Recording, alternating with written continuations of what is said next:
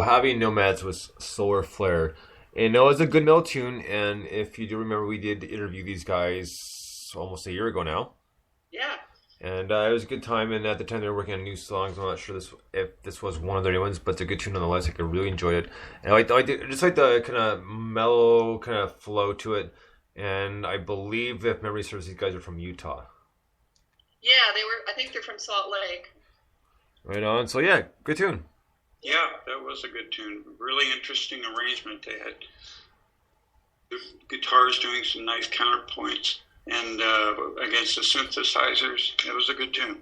It was just, for some reason, I kind of heard a little Pink Floyd type ambience in there, which was really cool. And the vocals were great. Yeah, good job. You know what? I'm kind of glad you mentioned Pink Floyd, because I don't know what kind of sparked me to it, but I was just thinking about it the other day. I was thinking of a specific Dark Side of the Moon, and I don't know what made me think of it, and I started thinking of it. It's like, you know what? I haven't listened to that album so long, so I sat down and listened to it again, and I just sat back and just go, this is amazing. Like, how, like, what a fantastic album, and a conceptual album done in like about a year and a half. You know, yeah, I think it still stands up after all these years. And it just blows my mind. And I remember like watching like just interviews, separated of course, but between Roger Waters and Dave Gilmour, of course. You know, by the end they pretty much couldn't stand each other, and that it happens sometimes with when you got two creative minds like that, right? But they were talking, and because when they were recording Dark Side, it was partially in almost not necessarily dedication, but kind of almost talking about Syd Barrett. And Dave Gilmour said, he goes, when they're recording the album, Syd Barrett walked into the studio. This was before he passed away, but he walked into the studio, bald head, shaved eyebrows, like you'd see in the right with the wall. Yeah. That's where that's where that came from. I mean, that was that's what had happened. He walked in and he said they didn't recognize him at all. They took them like a little bit to realize, like, holy crap, that's Syd. Like, what happened? Wow. Yeah, it's pretty messed up. I know. But I know it's kind of a similar part to it. But I mean, the music's fantastic, obviously. But that's my 2 cents, and that's kind of what like I said. That didn't spark my memory necessarily about listening to the album again, but when I listen to that, I'll always remember seeing that and listening to Dave Gilmour talk about that, and just you can just picture, it's like, oh my god, I couldn't imagine, right? Yeah, no kidding. Wow, I didn't know that.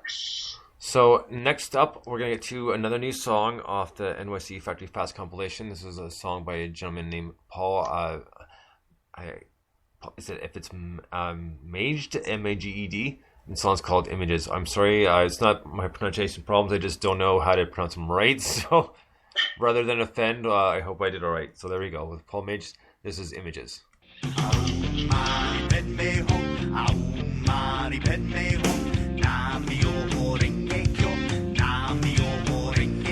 The loneliness of every man is measured quite simply. Integrity and honesty go calmly with the sacred thoughts and timid questions answered without pause. Limiting the fine distractions, always with a cause. Would you cry for them? Would you laugh for them? Speaking higher than? Would you die for them? Yeah. Images from the garden of life. Reflections of the time gone by. A story written from your eyes.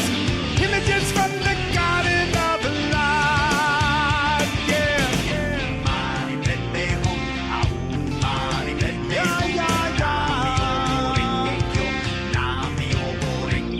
The haters hate because they follow mindless energy. Their souls collapsed in karmic pain and sick reality. Their actions tell a story of the choices that they made. No consequence persuades them, they continue to invade. Would you heal for them? Make a deal with them? Would you kneel to them? Would you steal for them? Yeah! Images from the garden of life. A tale that you could spin all night. Others may just call you blind. Images from the garden of life.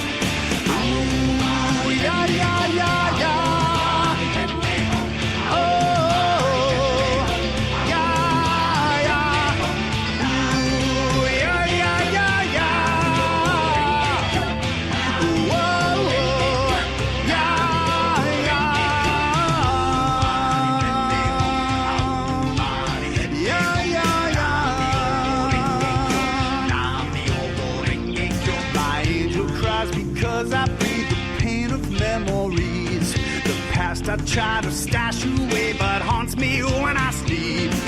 As I look out on Sunset Park, a timeless masterpiece. If only I could freeze this moment for eternity. Would you cry for me? Would you die for me? Speaking high in me, would you lie for me? Yeah! Images from the garden of life, reflections of a time gone by. A story written from your eyes. Images from the garden of life. Images from the garden of life. A tale that you could spin all night. Others may just call you blind. Images from the garden of life.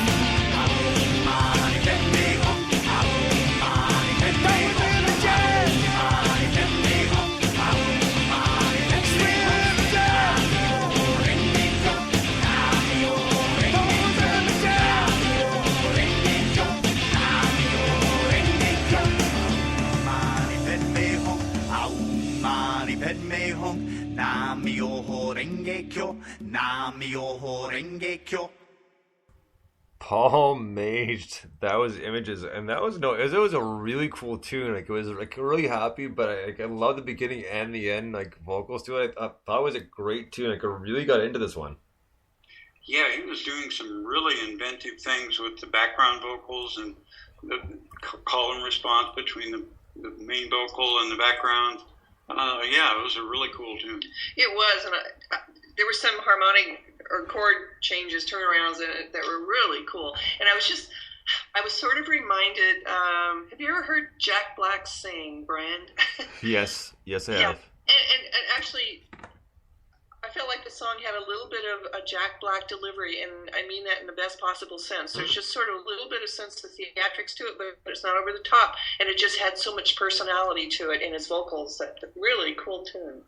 You know what? And I totally agree with that. And just to get to our next one too, I want to just think about it even more. He kind of reminds me, at least with this song specific, it reminds me of Mike Patton, who is Faith No More, Mr. Bungle, Tomahawk, what's it called? A whole bunch of Fantomas. There's a whole bunch of side projects.